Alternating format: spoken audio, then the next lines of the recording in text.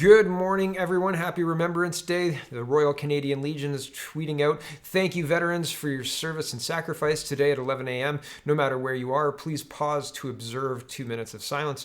Hashtag Remembrance Day. And I hope that Remembrance Day goes off well across the country. And I know that there are limited celebrations today.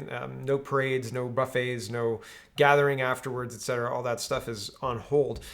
And it's frustrating. I was going to go down to the cenotaph today too, but both of my kids are sick, so I can't bring them down there, and that's just not going to happen. It's not going to work out. So it's an unfortunate thing. It's an unfortunate thing that there are certain gatherings that get encouraged by the media and the leadership of cities, right? Black Lives Matter rallies were happening all over the country, and leadership was saying, well, we can't stop that. And we have Remembrance Day, something that we've been doing regularly for a long time, and all of the activities around that have been completely stopped. It defies reason, right? Like you could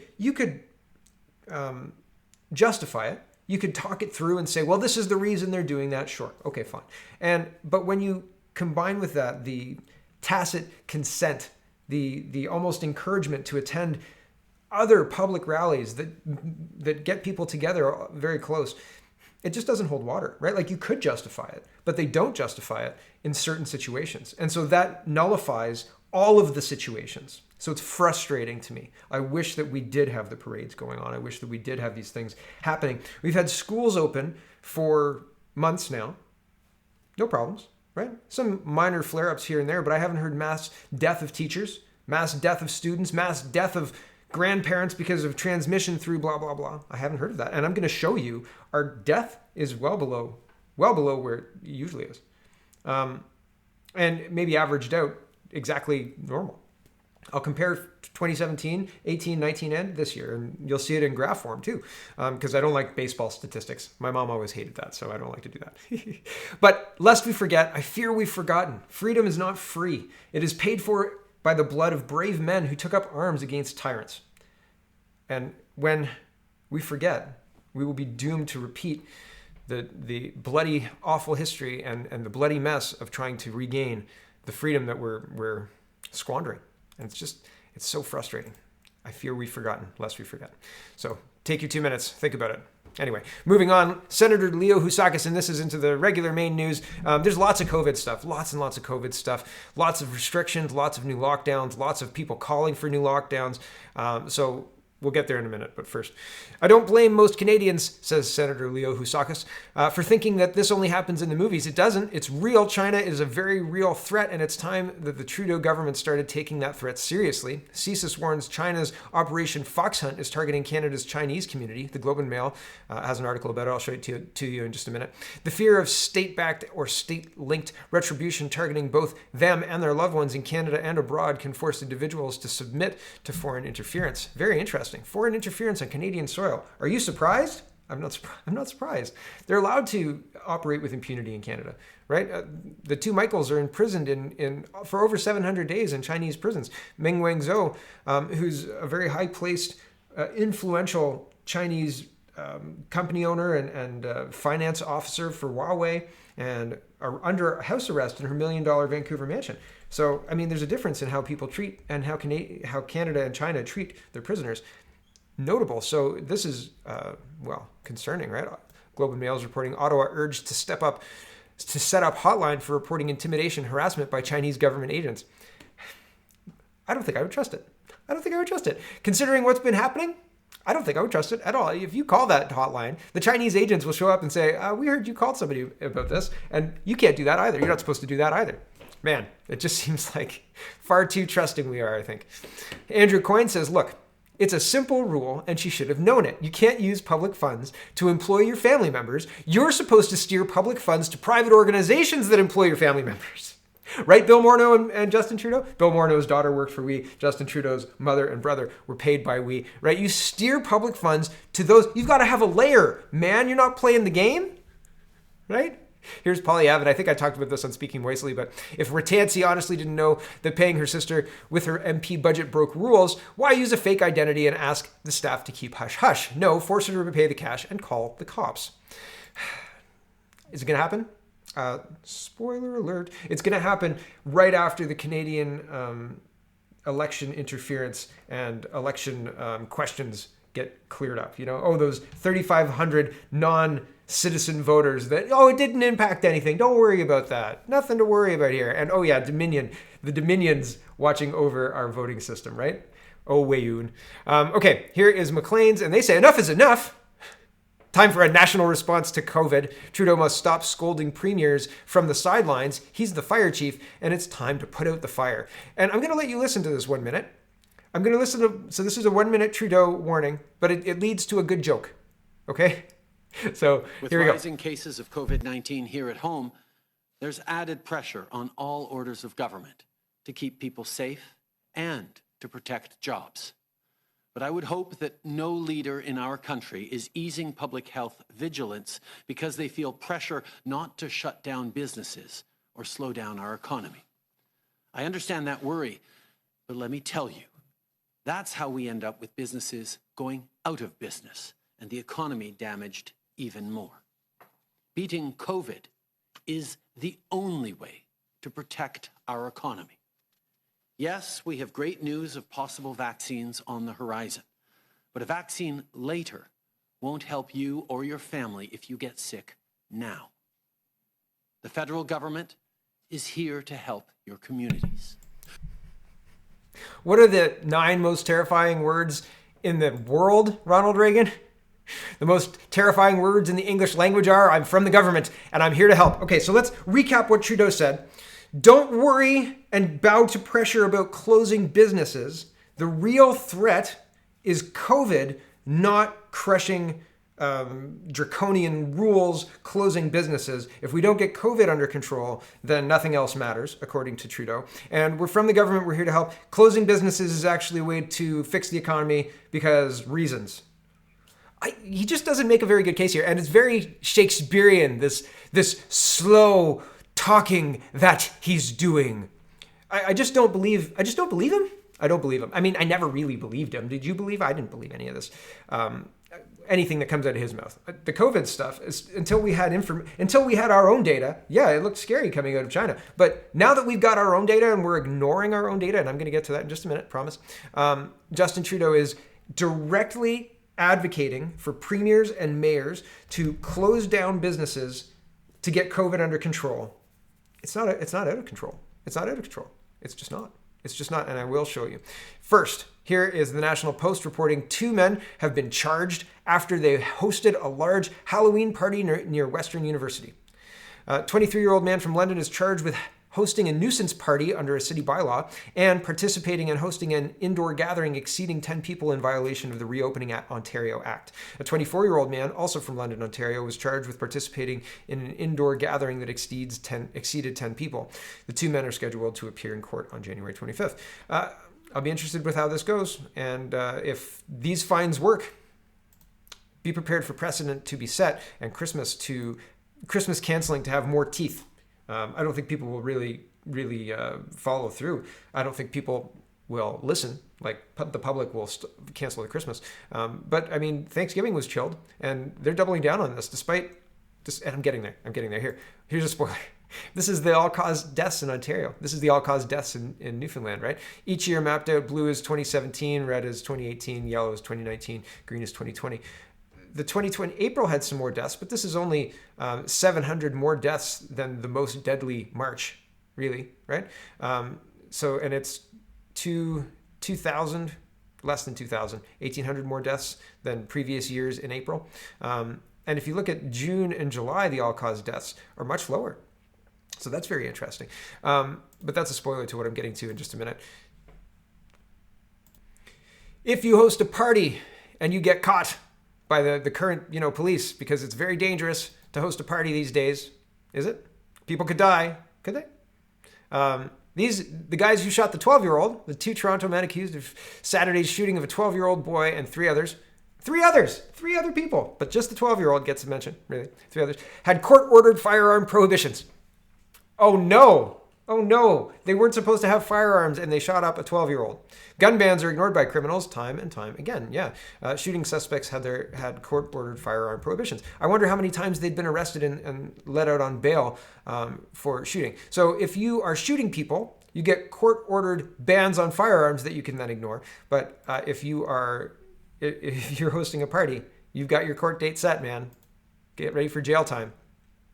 Here's Anthony Fury. He says, Canada ranks second last in a new study of 26 care systems around the world in terms of number of acute care beds. Yet another sign that hospital execs should be calling out for expanding capacity during COVID-19, not calling for more shutdowns. I can't believe, and this is frustrating me because, well, I mean, we have leadership in place to deal with these problems. That's your job. That's your job. The job is to run the country in a way that people are free, not to rule over your serfs and give them a pittance when you so desire. It's to open the economy and make people able to run businesses, able to hire people. Like, it's not how many jobs can the government provide. It is let's have our economy running okay, right? We've got schools open, we've got business open, we've got most financial institutions running pretty normally, and we can't have businesses, small restaurants, gyms, and the things that people do open, cinemas. Come on. And the fact that they're saying, oh, but if this gets out of control, our system capacity could get impacted. We've run hallway medicine for years, and nobody seemed to care. Nobody was shutting businesses down, and now all of a sudden they care. They care so much that they'll lock you down, that they'll remove your freedoms. We are doing this for your safety, citizen. But we're not going to actually fix the hospitals or anything like that. We're just going to pump money into it and give money to the unions and give $10 million to, or a bunch of money to not valid, what are they called? Ventilators. Had other things on my brain there. That aren't approved in any jurisdiction, right? They're overpaying for products we can't use in our healthcare system while overseeing this disaster and creating cutoffs that never existed before, using COVID-19 as the excuse. But it's a poor excuse, right? It doesn't work because it just doesn't work. Another side, yeah, they should be focusing on actually solving the problem, expanding the capacity at the choke points, and dealing with all of the things that may be out of normal, but everything else should be functioning as normal as best they can. And they can, because, well, here's Rocco Glad. He says, Statistics Canada, when I look at the total numbers for Ontario for all-cause deaths, February to July, and I don't know why it's only February to July. They don't have the Ontario August numbers out, so it's not mapped on my thing. But February to July, I'll add it up, 52,650. February to July 2020, 51,460. This shows that the total all-cause deaths in Ontario in 2020 were less than in 2019. Pandemic? Flu? BS? Here's the source, and I went back to 2019 or 2017 because I was interested. I actually mapped out Newfoundland first because I thought this was the total, and I thought, man, that's a low amount of deaths. What are we counting here? I thought maybe I only had only the 5, 6, and 7, but it's all cause. There's all of them are included, and I realized that it was Newfoundland. So there's a Newfoundland chart there if you're interested in that. But I also mapped the Ontario numbers, and the Ontario numbers are higher. But see how hard that would be to relay vocally. It's very difficult. If you look, this is the Newfoundland chart. This is the Ontario chart for all-cause deaths. Blue, and I already went through this. Blue is 2017, red 2018, yellow 2019, and green 2020. Green 2020 has about 1,700 more deaths. I don't know, 2,000, less than 2,000 more deaths than previous Aprils, but May is bang on with the previous May. June is well below 8,000. It's about 1,000 below the last few years, deaths-wise. July is about 2,000 below the last few years. So that's very interesting. And there's no numbers for August, but August is in line with the June and July of the previous years. So there's no reason to think that there would be a change in this. So yeah, April had an outlier year a little bit in Ontario, and not so much in Newfoundland, just to give a comparison, right? So it's not everywhere that we saw that high death spike. In fact, February in Newfoundland was much more deadly than previous years, right? So these things aren't conclusive, but the deaths that they're warning of aren't happening. They're not happy. They're not there. Where are they? Where are these excessive deaths? I've seen people share with me other data that says there was 5,000 excess deaths in Canada, and maybe I'm missing it. Maybe I'm missing it. I don't know. Maybe I'm not seeing it. I'm sure I've seen a government like chart like this that talks about 5,000 excess deaths in Canada for 2020 compared. But at the same time, when you dig into this, how much is real and how much is just fabricated? They were spreading misinformation about wolves in Nova Scotia. So are they beyond spreading misinformation about how many people have died? I don't think so, because look at how they're reporting the deaths, right? This is not something to be terribly concerned about, in my opinion. Anthony Fury is saying, moving on a little bit, there were 15 new deaths reported today. Oh, not moving on. This is death still. There were 15 new deaths reported today, but the context is that 12 of them were in long-term care residents. By getting consumed in pointless debates over restricting low-risk activities, we're actually giving the government a free pass on failing to better protect the vulnerable. Yeah, and it seems like they need those deaths. It seems like the government's kind of relying on those deaths, because without those deaths, they've got nothing. They've got cases, and cases mean zip, nothing, because the test is flawed. It's garbage. Flip a coin. Randy Hillier says, from your Ministry of COVID Contradictions and Public Health, Dr. Tam in April, the scientific evidence is if you're sick, put on a mask. Dr. Tam last week, cloth masks must be 3 layers. Meanwhile, not a single shred of evidence on the efficacy of masks. Tell Dr. Tam no more lockdowns. And this is a minute of her talking about how healthy people shouldn't wear masks and blah, blah, blah. This is 2 minutes of rebel media talking about, this is 2-minute research shows that masks don't work and can lead to serious health problems like hypoxia from wearing. How many studies and doctors telling you this does it take for you to make an informed decision? This doctor explains. You can have a look. I've got an entire page on Canada Report that talks about dangers of masks if you're interested, and I keep it updated with things that are interesting, that go to the point of mask efficacy, which it doesn't work. This is Colorado, but these are interesting points.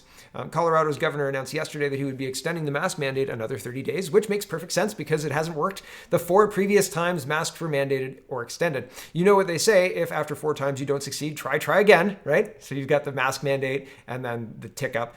Oh, here, okay, it jumps up here. You've got the mask mandate on July 16th, and you've got the spike, and then August 12th, you've got, it trends down for a month, and then a second mask mandate is ordered, and then immediately a spike hits, and then the October 11th, another spike hits, and yeah, so can you wait for the next one? These things don't work, and yet they're moving forward with it, despite the fact that we have evidence that they don't work. They're using modeling. They're saying in the models, this is cutting down on this many cases. It's horseshit. It's bullshit. It's not real. It's fake. They're lying. Laurie Goldstein says, Toronto to extend prohibition on indoor dining at bars, restaurants, gyms, continue closure of casinos and meeting spaces, strongly recommend people confine themselves to their own household. Employers asked to let workers work from home where possible. More lockdowns. Back to lockdown. So welcome to being locked in your own home for the crime of being alive in 2020. How dare you exist, right? Stay in your home, citizen. Lucas Meyer says, Mississauga Mayor Bonnie Crombie says Peel hospitals are hitting capacity. Elective surgeries are being canceled. They're over 85%, which previously we would run into 110, 120%. They've solved hallway medicine by just locking you down. Sorry, don't get a treatment. You stay home. And if you die sooner, well, sorry about your luck. Sorry about your luck. Carry on. The second wave of COVID-19 has hit Peel region harder than anywhere else in Canada. We are in a real crisis. Crombie said that if people don't follow public health guidelines, there won't be any debate around how many people can go inside a restaurant because we will be in total lockdown. Threats from the mayor? Is the mayor able to just lock you down unilaterally? The mayor and the public health officer can just destroy all the businesses in the city because cases? Because it's not deaths. It's not deaths. It's not deaths. Dr. Kaur says, Mayor Bonnie Crombie, please provide published scientific evidence for all of these unconstitutional and unscientific lockdown restrictions you fully support, along with detailed assessment of the catastrophic harms, deaths that will result from your horrific, cruel abuse of power. There are people standing up for this, but it's not changing anything. Nobody cares. They listen to you, they ignore you, and then people try and say, oh, well, you just don't understand. We understand fully what's going on. I think it's the people who are implementing this who are being led quietly to, well, an outcome that they're not expecting, I think. Matt Strauss, who's a doctor in the UK, says it's now 6 weeks since Florida lifted all COVID restrictions. Who among us would have predicted that their mortality curve would still be trending down? So you can see 6 weeks is about 40 odd days. I said this in Speaking Moistly too, but here's the thing. You can see 180. Florida's the red. So you can see it's trending down. It's slowly trending down. What do you do with that? Like, you can't, the solution to this cannot be don't live your lives anymore, cower in your homes for the rest of your life and the government will make you safe. Don't worry about it. We've got this. We're the government. Right? We can't screw it up. And then you say, well, what about we? And what about that woman who was paying her sister and when she shouldn't have been? And what about all the crony politics and the absolute lies that you've told? What about the fact that you can't take any responsibility for anything? And they say, listen, citizen, don't pay attention to any of those things, or that's racist, or that's what Nazis do, or at least Justin's not Trump.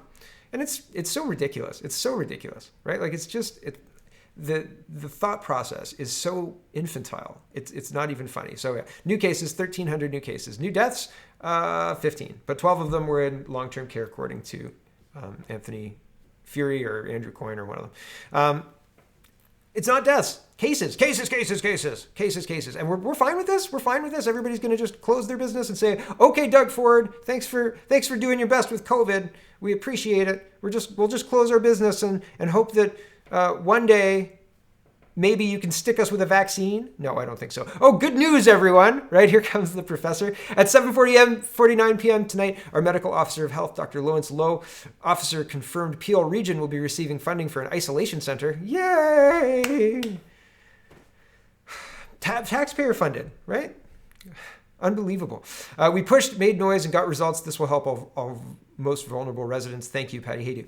Who pushed for this? I would love to see who pushed for this. Was there any conversation about this? Was there any even questioning? Do you want an isolation center in Peel? There was no questioning, as far as I know. An isolation center in Peel, continues Patrick Brown, is a safe place to voluntarily isolate if positive with COVID-19. For many essential workers and those in precarious employment, crowded housing conditions and restrictive costs can make it impossible to self-isolate, increasing the risk of community transmission. Are there a lot of those in Peel Region? Is that happening? Could I use the self-isolation center to go down for a show? Oh, there are none, right? Unbelievable. Unbelievable. I don't like this use of taxpayer dollars. I don't like the backdooring it. I don't like the big grin. Good news, everyone. When the professor comes in and says, good news, everyone, that's not good news, right? Like, that's the opposite of good news. There are a lot of old cartoon references recently, or old show references. Gwen Goodham says, if I were an Indigenous Canadian who is still without clean drinking water, I guess I would now understand that's a luxury. Good, reliable internet, says Alex Weston, is a basic... Oh, no, this is a quote from Justin Trudeau. Good, reliable internet isn't a luxury. It's a basic service, and it's a service that every single Canadian deserves. Yes, we need the internet. Water? What water? Just boil it. It's fine. But here's the internet. It's just frustrating. It's just frustrating.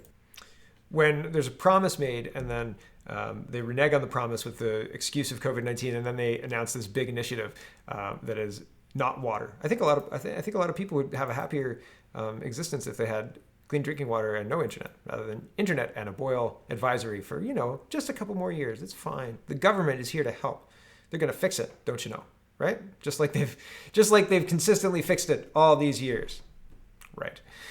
Here is Mark Carney. It says, how did that work? Well, Jocelyn says, how did that work out in Ontario? Cost at the low end, 75,000 jobs. So not so good. Let's not do that again. Transition to net zero emissions is the greatest commercial opportunity of our age, Mark Carney tells Financial Sector. So what Jocelyn is talking about is, in Ontario, we were told that green jobs would be a huge kickstart to our economy, and there would be all this money and people would be investing in these green jobs and green jobs and blah, blah, blah. And basically my challenge is if you can build in Alberta anywhere, like if these green jobs, you can just, here's an energy generating plant. We need all these people in these jobs and blah, blah, blah. Then do it, right? You don't need to kill Alberta in order to do it. Do it. But they tried it in Ontario, and all that got us was expensive energy rates, like prohibitively expensive energy rates, like people starving in their homes because they needed electricity to run the fridge, right? But they couldn't afford the food to go in the fridge because they had to pay for the electricity. And that was a problem. That was a very, very big problem. That led to one of the reasons why Kathleen Wynne is no longer the Premier of Ontario, despite Doug Ford's actions, right? Like despite the fact that Doug Ford is mimicking Kathleen Wynne. So what are they going to do? They're going to take this disastrous, ridiculous program national, and they're going to do it across the board. And this net zero is bullshit. It's bullshit. It's moving the goalposts again. Can you imagine if everybody had an electric car? The grid wouldn't handle that. It can't handle the air conditioners being turned on through the summer, right? Imagine in the middle of summer and in the middle of a hot August summer, brownouts. And then add to that everybody brownouts just because your air conditioner's on, and then add to that everybody charging their cars. Our grid can't handle it. Simple. It's very simple. It's math. And well, these people don't deal in reality, right? Like this is going to be a boondoggle. Who invests in the green energy? Government. Done. Absolutely ridiculous. Talent agency. Moving on to Blacklock's reporter. Talent agency representing Trudeau family destroyed years worth of records sought by MPs. Commons Ethics Committee passed order asking for the talent fees paid to Justin Trudeau since 2008. Everything before 2013 has been destroyed by speakers.ca. What's going to happen? Nothing at all. Why? Because the NDP is going to prop up this government. So the only teeth that you have because Trudeau said we'll go to an election even for it. They'll trigger an election rather than give those papers. And now there's nothing to talk about. So. Yep. Chrystia Freeland's policy advisor agrees to ethics screen related to lobbyist spouse. I read this report on my phone and I thought, oh yeah, that's interesting. And then here I'm blocked. But basically, like this person has been in this position doing their job, and it's a spouse, right? So these people have been working in these positions since 2015, and now they're looking at an ethics screen. Oh no, you might get caught. All you have to do is hold your breath, stamp a little, and then shut down the Committee for Health and Safety, and Yahtzee, you've won, because apparently Canadians are spineless. Apparently we can't do anything at all. Okay, I'm going to show you. This is Secretary of State Mike Pompeo, and man, I had to rewind this a few times after I heard this. I was like, interesting. Here we go. There will be a smooth transition to a second Trump administration. All right, we're ready. The world is watching what's taking place here. We're going to count all the votes. When the process is complete, there'll be electors selected. There's a process. The Constitution lays it out pretty clearly. The world should have every confidence that the transition necessary to make sure that was supposed to be smoother than that. Today, but successful.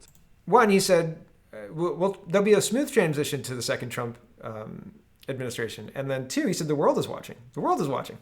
The world is watching. Who kept saying that? There was a bunch of stuff where that was notated, and man, quite interesting phraseology, don't you think? From Secretary of State Pompeo, you'd think very interesting. And I mean, we're going to know one way or the other. If Biden's inaugurated on January 20th, well, I guess that was an interesting ride that master troll. But if Trump's inaugurated on January 20th, and I think that's getting more and more likely. This should be front row center to some very interesting fireworks, in my opinion. But we'll see. I mean, something's going to happen, right? Like the counts continue. I think Trump picked up 2 states yesterday. I think Wisconsin, and they flipped back Arizona from Biden. But as the counts come in, it's close. So I don't know about Arizona, but they definitely took it away from Biden because it was back to toss up. And I think Trump picked up North Carolina. They called it for him. And I think Wisconsin, but don't count me on Wisconsin. But as this process continues, and the Trump administration's indicated that they're transitioning to the second, they're behaving as if they won. Like they're instructing their offices, all of their financial people to implement their budget for next year. I don't know. Who knows what's going to happen, right? I think that in a war, in a situation where there's people who are competing, and make no mistake, the Democrats and the Republicans in the United States are competing over the most powerful position in the world. And look at what Trump's done with it the last 4 years.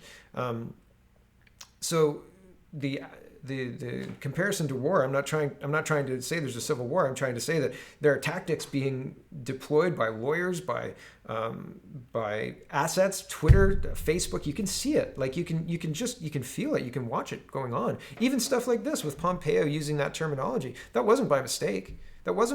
People who are watching this are definitely watching what happens on the B boards, right? And it's very, very interesting. And well, if you know what you're watching, this this is going to be between now and January 20th. It's going to be really, really interesting. And I think before then, we're going to have a result. I think that they're pushing the result that Biden won to say that if the Supreme Court decides it for Trump, that Trump stole it, and that they're going to try the riots again. And I think that we're going to see a different response from Trump than we did before the election. Because if he's certified the winner by the Supreme Court, there isn't any more play for the Biden campaign to do. As far as can you appeal on a Supreme Court decision?